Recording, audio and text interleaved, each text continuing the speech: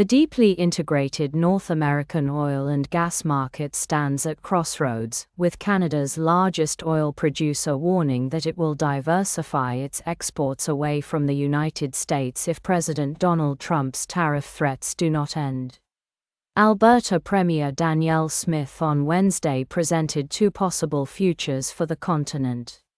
In one, Canada and the U.S. reach an agreement to create Fortress North America, with new pipeline capacity built to support 2 million barrels per day in additional exports to the U.S. market, Smith said at the CERAWeek Energy Conference. This will support Trump's energy dominance agenda, Smith said, allowing the U.S. to increase its exports to the global market by backfilling those barrels with imported oil from a neighbor and close ally.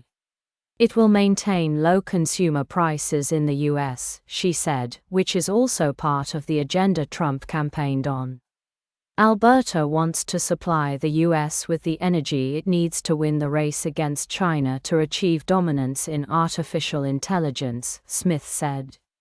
I don't think any of us want to see a communist, totalitarian regime become a world, global leader in AI, the premier said. In the other future, Trump continues to wage his trade war against Canada and Alberta starts looking for oil and gas customers beyond the U.S., Smith said. Canada is the fourth largest oil producer in the world and Alberta is the country's biggest producer. Some 97% of the country's 4 million barrels of oil per day of oil exports went to the U.S. in 2023, with several European nations and Hong Kong taking the remainder, according to Canada's energy regulator.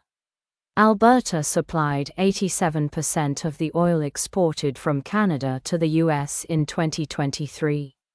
There are at least 6 or 7 projects that are emerging in Canada in the event we're not able to come to a partnership agreement with the U.S., Smith said. The uncertainty caused by Trump's tariff threats has already forced Alberta to start looking at more opportunities to get more barrels off our borders besides the United States, Provincial Energy Minister Brian Jean said Tuesday. Alberta is in active discussions with South Korea, Japan and European nations about shipping oil exports to those countries, the energy minister said. The truth is we're looking in every direction right now except the United States in relation to our priorities, Jean said.